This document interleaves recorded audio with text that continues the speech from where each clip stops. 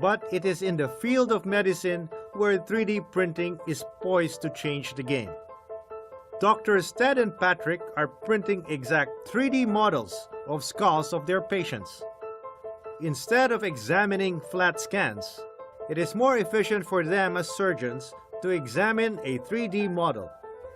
What they do is take CT or MRI scans of their patients, convert it into 3D models, and print the skull in 3D.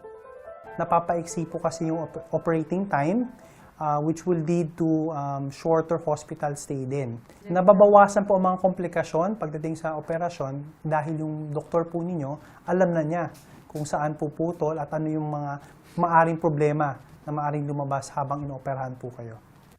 Both are head and neck surgeons and are two of a few surgeons in the Philippines using 3D printing technology to improve their craft.